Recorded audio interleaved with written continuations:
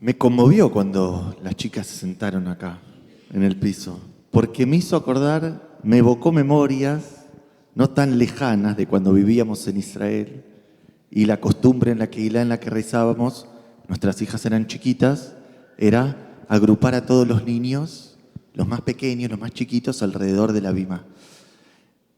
Quizás a los más solemnes les molesta el ruido de los chicos, porque solo los adultos venimos al templo a hablar, pero cuando los chicos hacen ruido, yo no escucho ruido, ni molestia, ni inconveniente. Tanto hablamos de continuidad, bueno, así suena la continuidad, así suena el futuro, ¿no?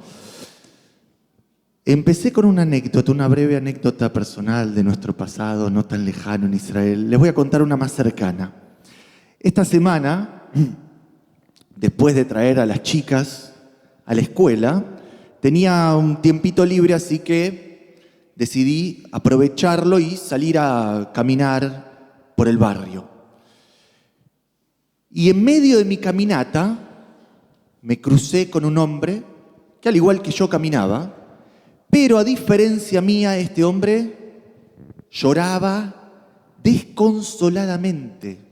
Un llanto desgarrador, esos llantos que a uno le rompen el corazón.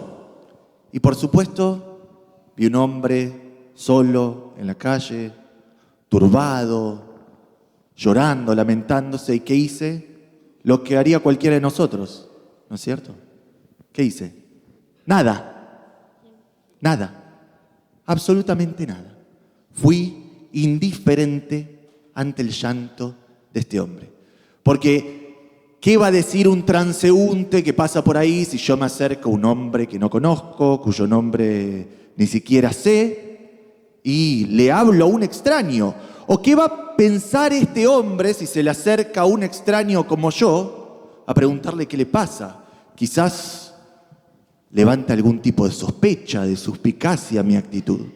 Así que yo seguí caminando y fui indiferente. Y me pregunto si en un mundo como el nuestro, en el que la indiferencia, la insensibilidad, la apatía por el otro está tan arraigada en nosotros, si es posible curarnos. ¿Habrá algún antídoto contra la indiferencia? No lo sé, pero los antiguos, nuestros antepasados, tenían uno. Era una ofrenda, un sacrificio contra la indiferencia. Y acerca de este sacrificio habla la parashá de esta semana, que como bien sabe Uri, nuestro querido Bar Mitzvah, se llama Parshat Shoftim. Parashat Shoftim. Miren, les voy a dar el contexto de esta ofrenda, que en hebreo, acá la familia de Israel me va a ayudar a traducir, se llama Eglá Arufá. Podríamos decir, Eglá es, ¿qué es Eglá? Un Egel, ¿no? Un pequeño becerro, un ternero, ¿no? Es un ternero que va a ser ofrendado, que va a ser sacrificado. Pero escuchen cuál es el contexto. El contexto es particular. Hay un viajante, una persona que está viajando y está en medio de dos ciudades, ¿está bien? Y en el camino, en medio de dos jurisdicciones, esta persona sufre un accidente, una tragedia. ¿Quién se hace cargo? Está fuera del dominio de estas dos ciudades. ¿Podrían todos, como lo hacemos nosotros, ser totalmente insensibles e indiferentes ante lo que le pasa a este hombre? Pero no, la Torá no solo dice que tenés que salir y ocuparte, sino que además tenés que llevar a cabo lo que en aquellos tiempos era lo más sagrado. El único dispositivo que se consideraba entonces era capaz de establecer un vínculo, una conexión con Dios, que era una ofrenda, un sacrificio. ¿Un sacrificio por qué? Porque esta ofrenda le daba a la gente de la ciudad aledaña la posibilidad de agradecer. ¿Y por qué tenían que agradecer?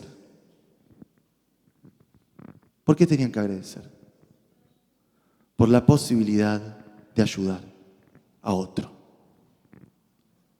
Este sacrificio les permitía cobrar conciencia acerca de su responsabilidad para atender el sufrimiento y el padecimiento de otros. Pero ellos no tenían la culpa de lo que le había pasado al transeúnte en el camino. Pero no estamos hablando de culpa, estamos hablando de responsabilidad. Las culpas son individuales. Cuando uno comete un error, se equivoca, lo reconoce, pide perdón, se atiene a las consecuencias de su acto y listo. Pero las responsabilidades, cuando uno decide vivir en sociedad, en comunidad, vivir rodeado por otros, las responsabilidades son compartidas, no son individuales, son colectivas. ¿Quieren que se los traduzca al hoy?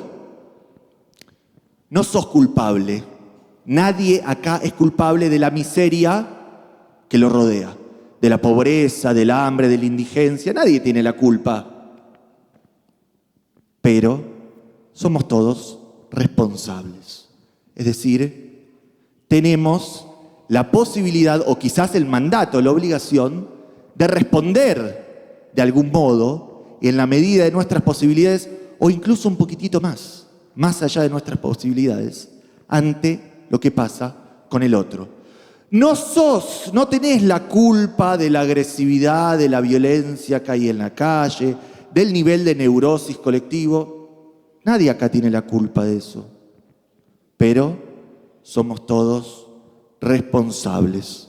Sí tenemos la responsabilidad de atender lo que está sucediendo.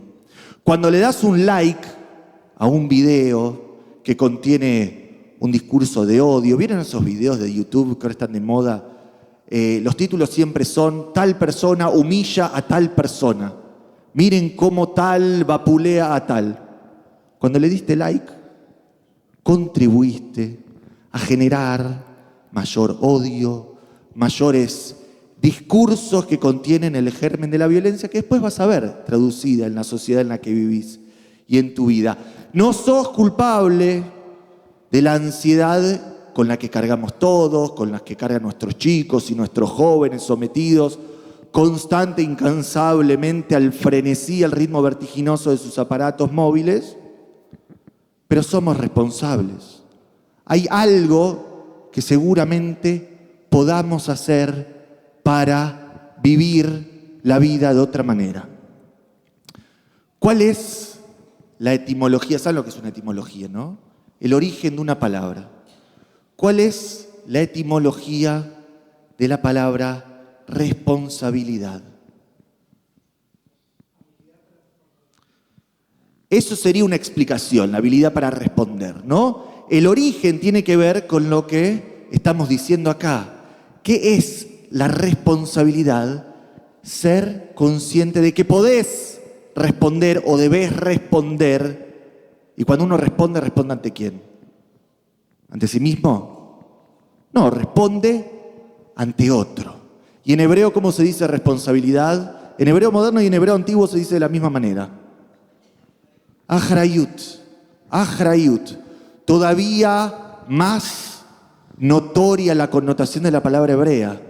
Achrayut viene de la palabra ajer, que significa el otro, el otro. Pero fíjate, no es el otro, tu hermano, tu mamá, tu amigo. Es muy fácil responder ante la necesidad de tu ser querido, ¿no? Bueno, mi mamá me llamó, le falta tal cosa, voy y se la alcanzo. Me llamó mi pareja, necesita algo, le ayudo, ¿no? Ser responsable es tener la capacidad de responder, de atender la necesidad de un otro lejano. Un otro que en principio crees no tiene absolutamente nada que ver con vos. Y la palabra achrayut, hay quienes dicen, no solo viene de la palabra ajer, el otro, sino que viene también de la palabra aj, que significa hermano, hermano. Cuéntenme una cosa, ustedes que son todos versados en Torá. ¿Cuál es el primer crimen registrado en la Torá, en la literatura bíblica. El de Caín y Abel. Caín mata a su hermano Abel en medio de una pelea, de una discusión. Y Dios entonces le pregunta a Caín, quien mató a su hermano, Ayé Hebel Ajija, ¿dónde está tu hermano Abel? Lo busqué por el jardín del Edén, pero no lo encontré. ¿Dónde está Abel? ¿Y qué responde Caín? Ashomer Ají Anojí. Con sorna, con ironía, Caín le responde a Dios, ¿acaso soy yo el guardián de mi hermano? ¿Acaso debo responder yo por mi hermano? Ahí es cuando se termina de consumar el crimen de Caín. No cuando levantó la piedra para matar a su hermano, sino cuando se desligó, se despojó a sí mismo de la responsabilidad que tenía para con el otro. ¿Y saben qué? Nadie nos pide que salgamos afuera y reparemos todo lo que está roto en el mundo. Nadie te pide que lo arregles todo, pero sí que entiendas y asumas tu responsabilidad para reparar aquello que está en tu alcance reparar. Nuestros sabios lo sintetizaron en pocas palabras. Lo aleja a melajá ligmor. No tenés la obligación de llevar a cabo solo toda la tarea. Veló atá ben jorín libatel mimena. Y sin embargo, no estás exento, aunque sepas que no lo vas a poder reparar todo, no estás exento de reparar la pequeña parte de la que sí te vas a ocupar, asumiendo la responsabilidad que te corresponde para con el otro. Shabbat Shalom, Umevoraj. Nos vamos a poner de pie en la página 33, Aleinu Leshabeach.